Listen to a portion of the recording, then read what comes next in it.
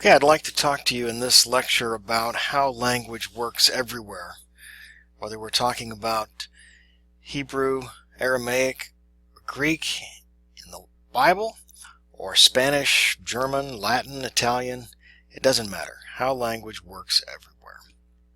I want to begin by looking at the components of language. There are 5 primary components of language that convey meaning.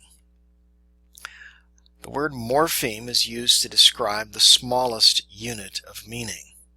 So, for example, in English, if you add an S to a word, that S can change the person of a verb from hit to hits, or can change the number of a noun from cup to cups. And that S is a morpheme because it conveys meaning. A step up from morphemes is a lexeme. A lexeme is a word. And words usually are a combination of morphemes put together. Above the level of a word, or the lexeme, is syntax, or sometimes what's called the syntam. And this is an arrangement of words into phrases, clauses, and sentences, so that we're not dealing with a single word item, but a combination of words that together convey meaning. Above the level of the sentence is discourse, and discourse is the arrangement of sentences into paragraphs, sections, chapters, and books. And the topmost level would be the level of the corpus, which is an arrangement of books. And in the New Testament, we can think, for example, of the book of Luke. That's part of a corpus. Or the Lucan corpus would include both Luke and Acts. Or the Johannine corpus would include the Gospel of John, 1st, 2nd, and 3rd John, and Revelation. The entire New Testament is a collection of books, and that can be viewed as a corpus. Beyond that, the Septuagint is an Old Testament corpus of Greek literature, and then you have, at the largest or widest scope, all Cuneiform literature, and you could divide that between biblical and extra-biblical 1st century Cuneiform literature. So when we think about the components of language, we move from small to large, from the smallest unit of meaning, a morpheme, through lexeme, which is a word, syntax, the arrangement of words into sentences, discourse, the arrangement of sentences into paragraphs, sections, chapters, and books, and a corpus. Now I want to look at the way in which these elements, these components of language, work together.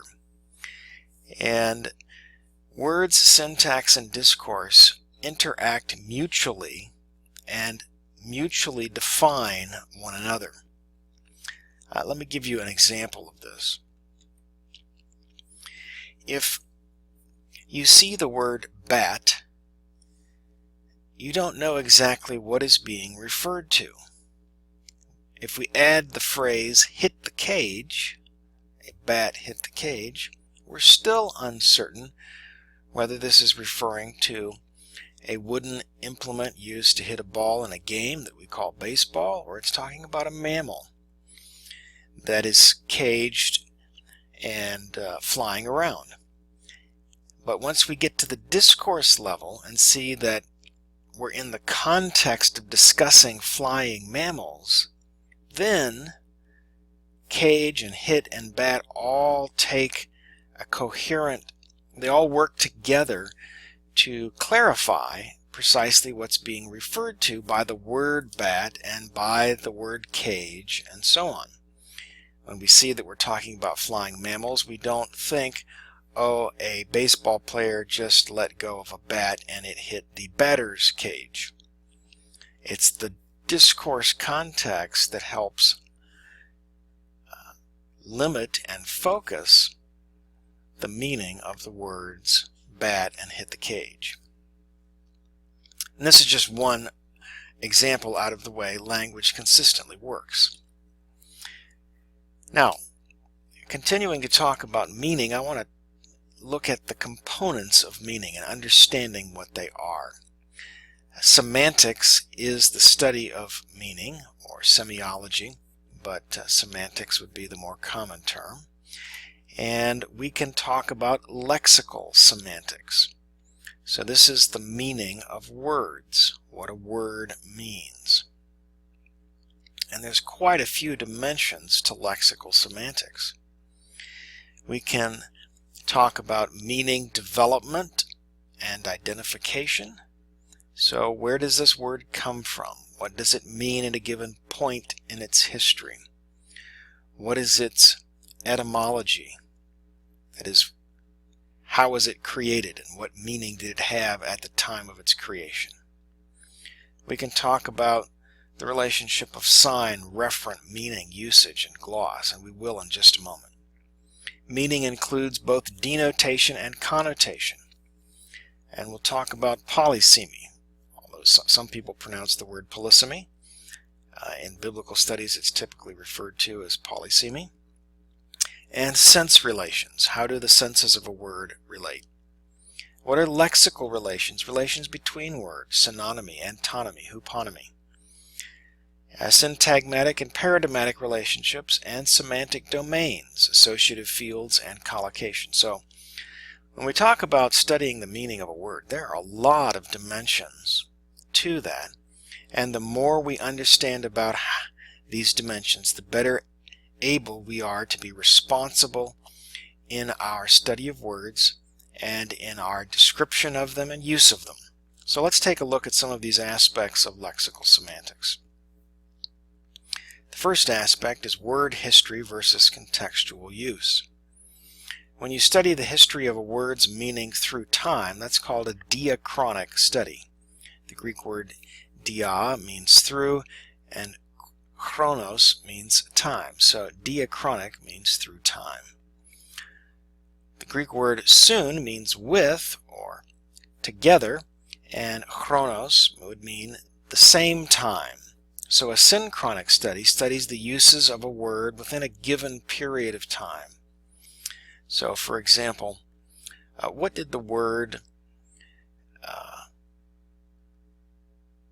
holpen mean in 1611? H-O-L-P-E-N. And what did the word redound mean in 1611? Or for that matter, what does the word gay mean in 1912 as opposed to 2012?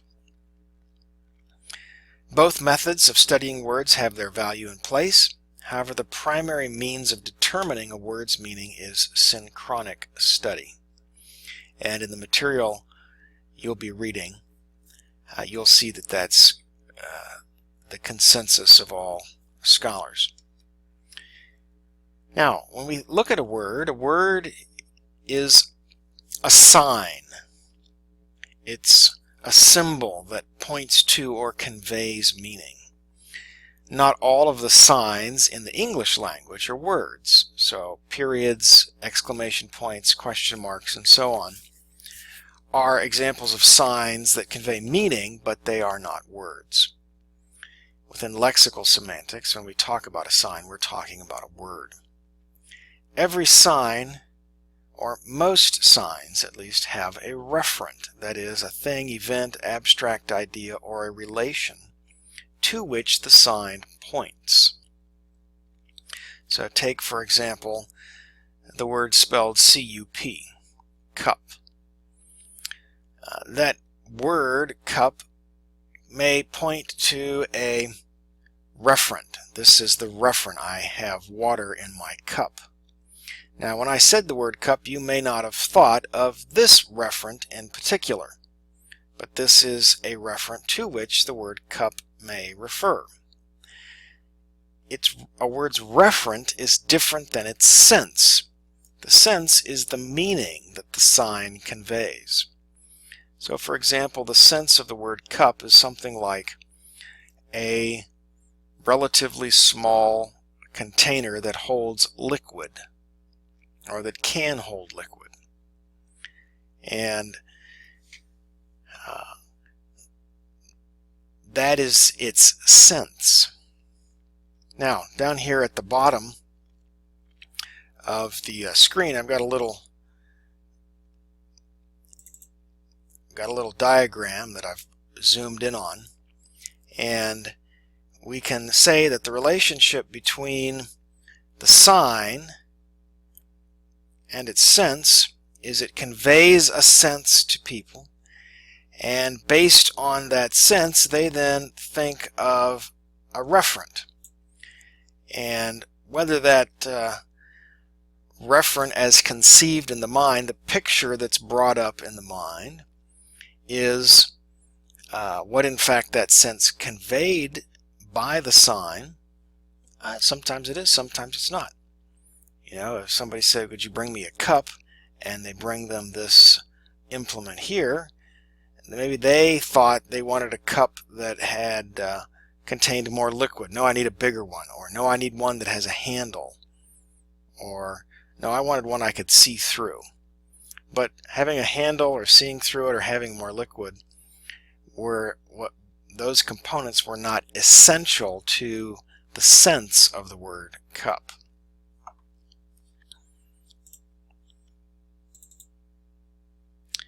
Alright, let's back out here. So we can say that a sign refers to a referent. A sign conveys a sense, right here, conveys a sense, and a sense describes a referent. Now, there's some additional terms that are used for words. The word gloss is a word that's used in translation. When you're translating from one language to another language, then a gloss is a short equivalent. Let's say that English is the target language or the receptor language. It's a short equivalent in English of a word in another language. So RL would be receptor language, OL would be original language. So if the word is chesed in Hebrew, a gloss of chesed may be loyalty or kindness or loving kindness. That's not a definition of chesed, because a definition is the full description of the information denoted by a word in a set of similar contexts.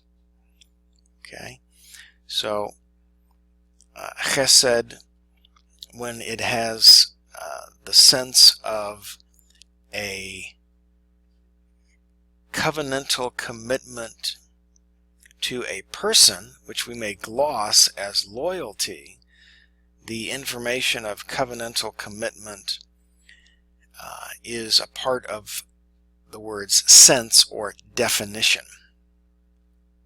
We distinguish between a gloss and a sense or definition. Sense and definition is pretty much synonymous terms. And uses, how a word is used in all of the context in which it occurs, is different than its sense. So, for example, when I use the word cup in the context of a baby, let's say, who's less than 6 months old, because you know that we're talking about a baby who doesn't have muscular control or swallowing control, then you think that I'm probably referring to what's often called a sippy cup. That does not look like the cup that I've held up here at all. So one of the uses of the word cup is in the context with babies, and that adds additional information to that word's the context adds information to our understanding about that word. Now, I've used the word denotation before. Let me just talk briefly about denotation and connotation. denotation is the information that a word conveys apart from a specific context. So the word cup conveys the information of a holder for liquid. And when we put it in a context, there may be additional information that is connoted by the context. So for example, if I change my word to mug, a mug is a cylindrical drinking cup, often with a handle. If we put it in the context of a beer mug, then you would probably envision a drinking container that's larger than a coffee mug. And we wouldn't use the word mug for a teacup because it's too small to fit the parameters within which we think of teacups. So the word mug, a cylindrical drinking cup, may connote in a given context something that is larger than a coffee mug, or so on. This happens very frequently with metaphors. So take the word rat. The word rat has as one of its senses a rodent mammal that has a tail and is generally larger than a mouse. So I'm not quoting Webster, I'm just trying to provide a basic example here. But if we have a context in which I say, that guy is a rat, suddenly I've applied the denotative value of a rodent mammal to somebody that isn't a rodent, and I've created a metaphor. And because rats have been historically associated with disease and garbage, the connotation of applying the word rat to a person is that he is a untrustworthy, bad person.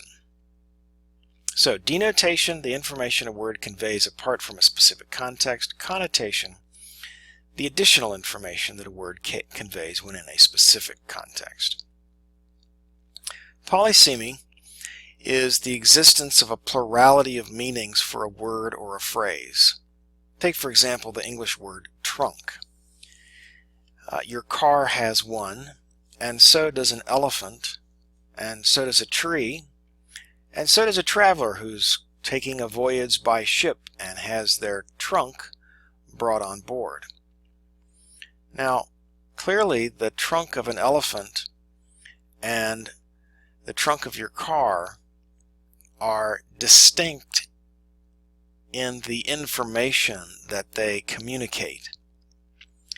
And we would say that the word trunk in English is polysemous. It has a plurality of senses. And there are many words, most words are polysemous. And so it's not at all unusual. It's much more unusual for a word not to have multiple senses.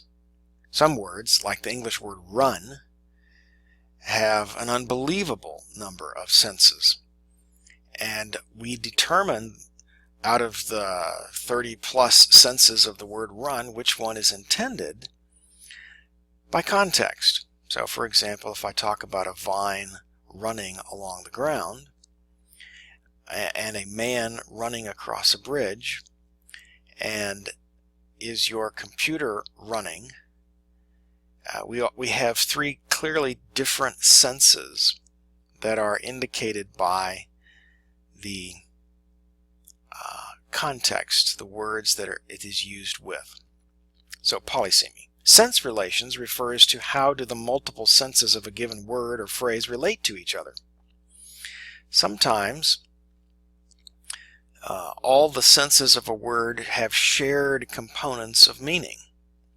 Other times different information components are shared by two or more senses, but those information components are not shared by one or other of the word senses. And on rare occasions, the word has distinct senses that share no component of meaning. So, for example, take the word neon.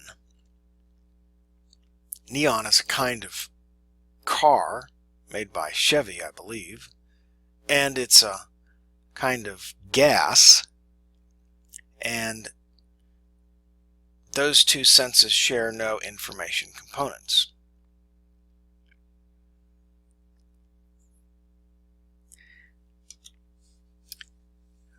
When we think about the relationships between words, the key terms that are used are synonymy, antonymy, and huponymy. And see that I've left off huponymy off this slide and included homonymy, which I'll talk about in just a minute. So synonymy is an overlap in the senses of different words, ranging from complete overlap to partial to non-overlapping contiguous relationships. So I remember an example. If we talk about the word run in the context of water, is the water running? Run and drip are synonyms. If somebody says, is the water running? Well, yes, it's dripping. And we could say the water is flowing, and flow and drip probably share very little information overlap. But flow and ooze share even less. Drip and ooze may have, because ooze has to do with the speed of the movement, and drip actually involves both speed and shape, so that you get discrete water droplets, and flow would probably involve the lack of discrete drops or segments of water being visible. So if I say I've had a wonderful, glorious, marvelous day, in that sentence I don't intend any distinction between wonderful, glorious, and marvelous. Or to put another way, I've had a terrible, awful, no good, horrible, very bad day. We're using synonyms that could be distinguished in some contexts in ways that we don't intend there to be any distinction. So again, context will help us determine whether, to what degree, there is semantic overlap between synonyms. And in fact, synonyms can be used for three different purposes: to distinguish items, for rhetorical piling. So to distinguish items, I would say I've had a beautiful and productive, beautiful and glorious day. And somebody could say, well, what was beautiful about it? And what was glorious about it? As if I meant two distinct things by beautiful and glorious. The example I gave previously of a wonderful, glorious, marvelous day would be rhetorical piling, where I'm using synonyms for emphasis.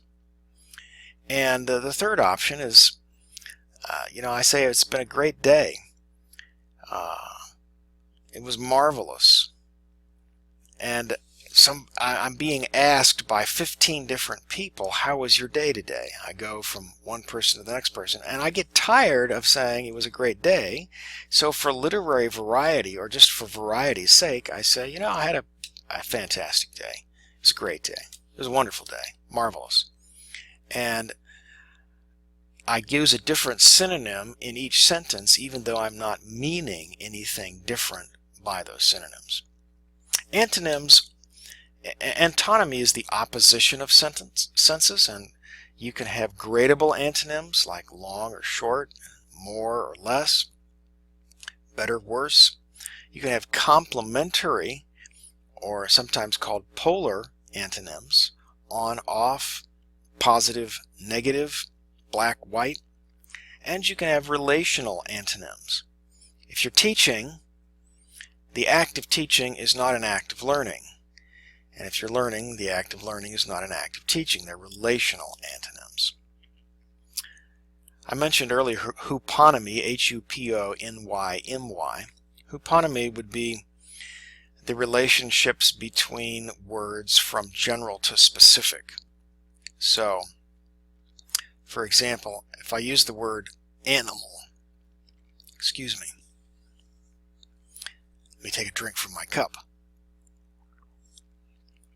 The word animal is a very general word, and mammals would be a subcategory under the word mammal. Human would be a subcategory under the word mammal.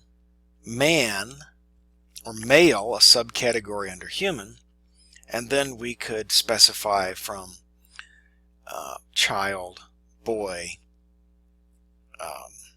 and so on. So huponymy involves the relationship of words in terms of their specificity or generality. And finally, what I have here on the slide is homonymy. Words that sound the same and may be spelled the same but have different meanings and historical roots. So the word bank in English is a homonym for another word called bank. The first homonym refers to the side of a stream, the earth that's piled up alongside of a stream that contains it. And the second is a place where people keep their money. Now they sound and are spelled exactly the same, but their historical development is that they were two distinct words originally, and so they're considered homonyms. In Hebrew, the word El, God, is a homonym to another word, El, that means to or toward, a preposition, which is also a homonym to another word that means mighty or strong. So, spelled the same, sound the same. How do you tell the difference? Context. Let's move on now to pragmatics. Pragmatics involves how context contributes to meaning. We've touched on this briefly in our discussion of connotation, but I want to look at it just a little bit more. So, pragmatics is the study of the ways in which context contributes to meaning, and it applies to all levels of language, the lexical, the syntactical, and the discourse levels. Pragmatics involves tracing the use of what's called register. So, in English, if I say to someone that I'm meeting for the first time, "Hey, nice to meet you, man," I've used a fairly informal register in addressing them. But if I were to say to them, "It's a pleasure to meet you, sir. How do you do?" then I have used a formal register. We distinguish between public and intimate speech, elevated and bordering on poetic and popular style, and the vocabulary that gets chosen determines the register of our speech. Pragmatics also looks at what's called speech acts. Now, there's three words here that you've probably never heard before and probably never will hear outside the context of this course, but they're really important and you've used them. The word locution is a term that refers to what you said, just the expression or the utterance that a person gives. Illocution refers to what the person was trying to do with that utterance. And perlocution can refer to the intended effect of that utterance or the unintended effect or consequences of that utterance. An illustration I like to give is one college student says to his roommate, "Hey, the window's open." That's an utterance. And his roommate gets angry and says back, "Why are you always telling me what to do? If you don't like the window being open, close it yourself." At which time the first college student retreats behind his utterance and said, "All I said, man, was the window's open. Don't be so touchy." But the truth of the matter is, when he said the window's open, his illocutionary intent, that is, what he was trying to do, was to get his roommate to close the window. And his roommate read the illocutionary intent, responded to that intent, and then, because that intent was not explicitly stated in words, the college student can disingenuously or dishonestly retreat behind his utterance as though his innocent utterance had no illocutionary intent. Now, the perlocutionary effect of that utterance was that the person got angry. That was the consequence of that.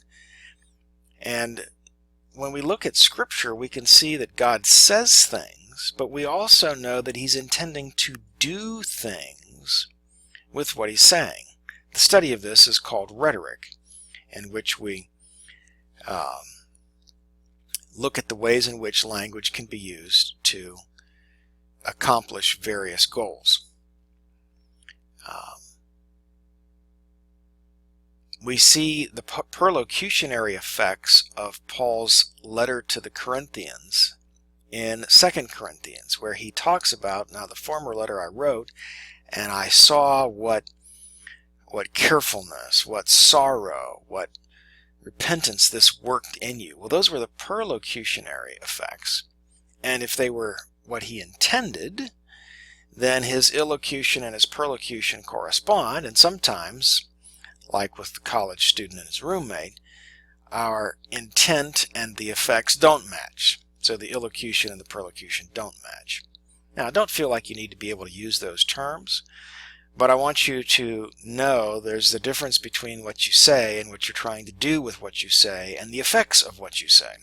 And anybody who's been in a relationship like marriage knows that both the utterance and the intended purpose behind the utterance, sometimes the illocution is more important than the locution itself.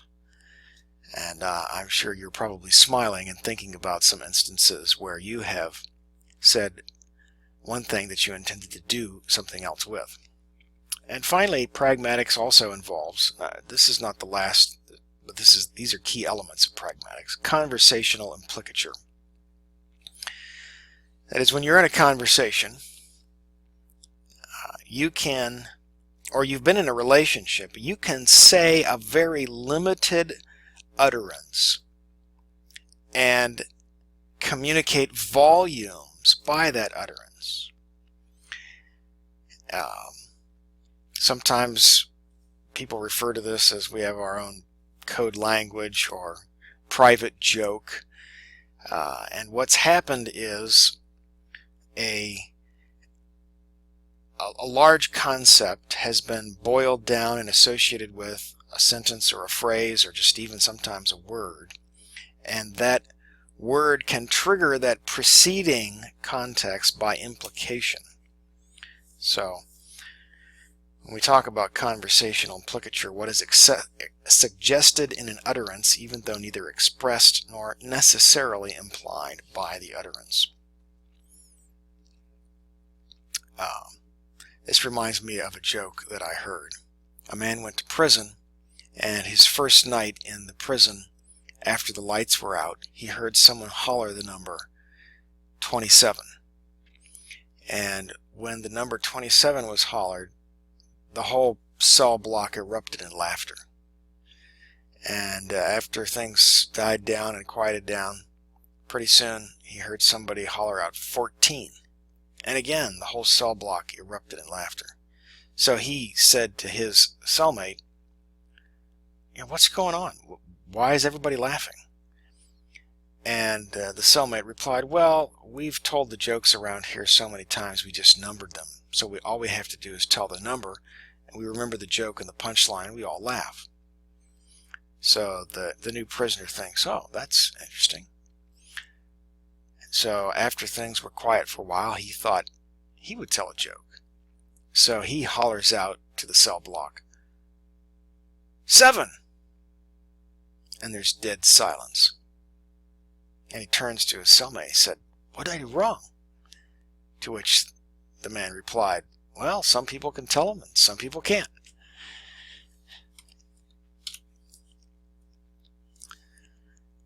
Alright, back to serious stuff. Syntactical semantics and pragmatics. Semantics, at the word level, we've looked at extensively. Now, we want to talk about semantics and pragmatics at the level of the sentence. So, at the level of phrase, clause, and sentence. So one of the key features here is surface structure and semantic structure. Now, so let me just draw on this portion of the screen. I want you to imagine that this is the surface structure of a language, and that this is the semantic structure. Okay, so this is the surface structure is what you see when you're reading or what you hear when you're listening. It's the words that flow out in a linear sequence, that are read off the page in a linear sequence. The semantic structure is the meaning behind those words. And there are a variety of relationships between surface structure and semantic structure. You probably had a teacher tell you, "I want you to read this article and then summarize it in your own words." When the teacher said that, what she was doing is recognizing that surface structure up here and a different surface structure over here can both convey the same semantic structure. That is, the same idea, the same concepts can be communicated in more than one way. And so we say that a semantic structure can have multiple surface structures. Now, on the other hand, if I put our surface structure and semantic structure back up here, it goes the other way. So let's take, for example, a surface structure like an X of Y relationship. Okay, so X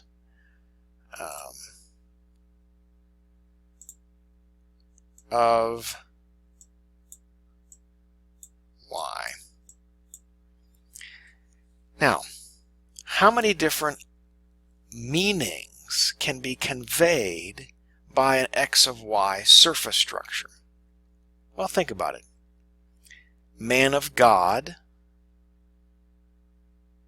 ball of wax, bird of prey, bucket of water, man of strength. So, what's a man of God? Well, a man of God is someone whose character is godly, or who has a special relationship with God. Oh, what's a ball of wax? Well, it's a ball made of wax. not someone who's not something that's character is or has a special relationship to. Well, what's a bucket of water? Well, it's a bucket that contains water. It's not made of water, nor does it have a special relationship to or have its character characterized by water. What's a bird of prey?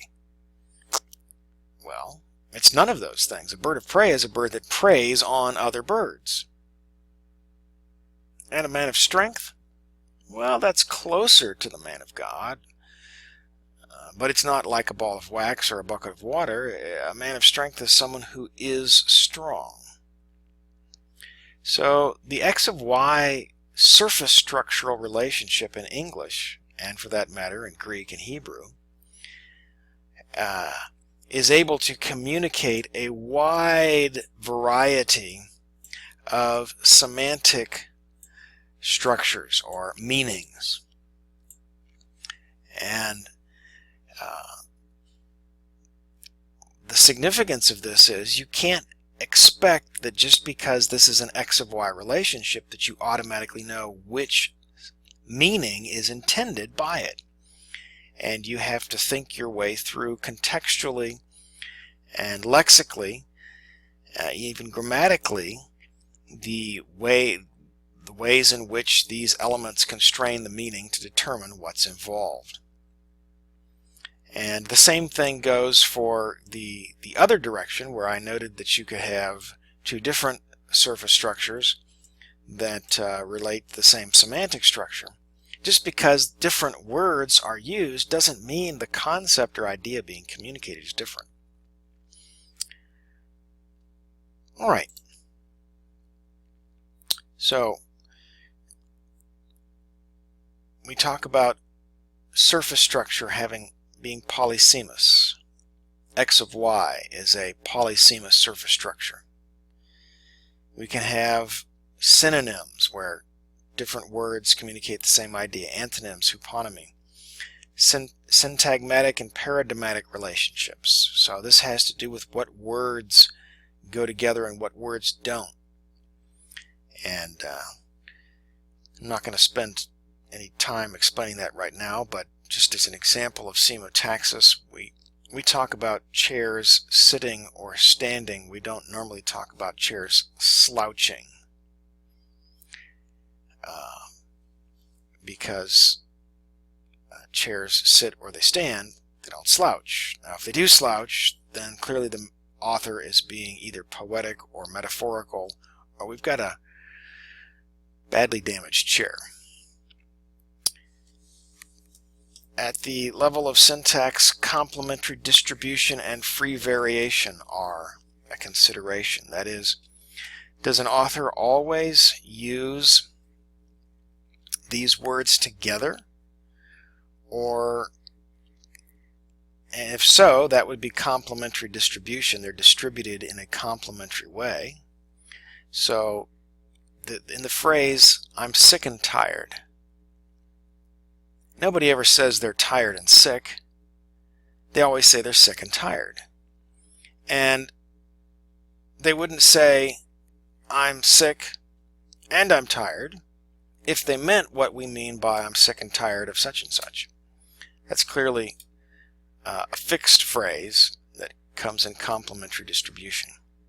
Whereas with free variation, if we say I'm feeling ill today, the word ill occurs in free variation with other words like sick or have the flu and so on.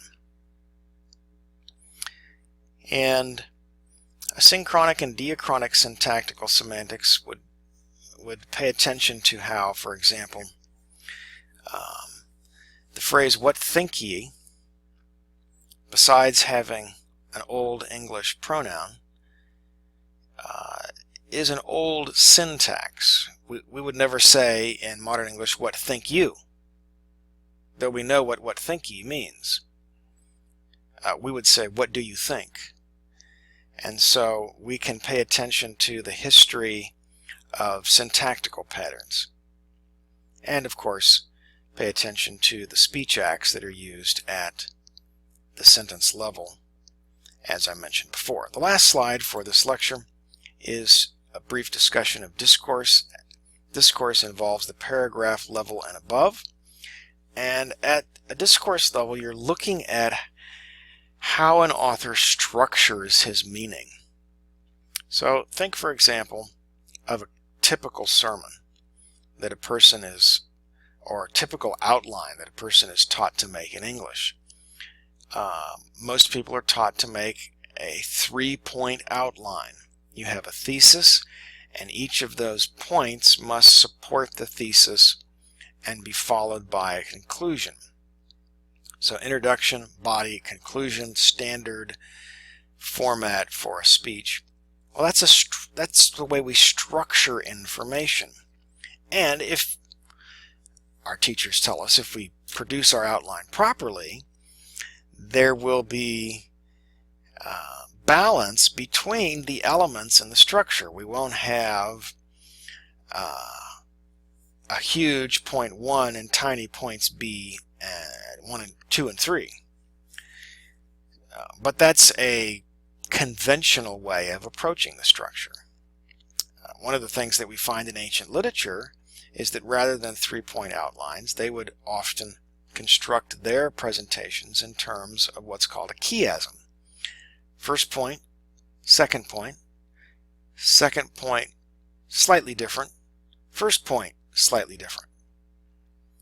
Or first A, B, C, B, A, where depending on what they wanted to do, whether the key point was in the middle of the chiasm or the first point made, A was the main point, and additional B and C, and then B prime and A prime.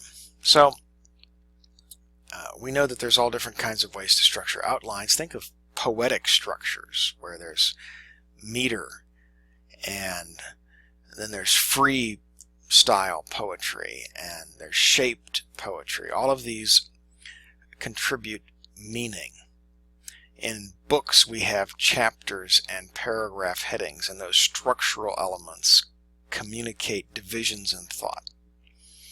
When you're analyzing structure and meaning at the level of discourse, this is called discourse analysis in the United States.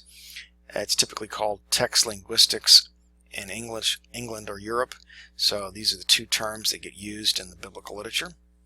Of course, you're looking here at rhetorical functions as well as locution, illocution, and perlocution. So this is just the briefest of introductions to how language works, regardless of what language we're thinking about. And yet all of these aspects of language are important to understanding the words, phrases, clauses, sentences, paragraphs, and books of Scripture. Well, I hope that you've learned some things today, and if you have any questions about this, feel free to post it on Piazza. Thank you.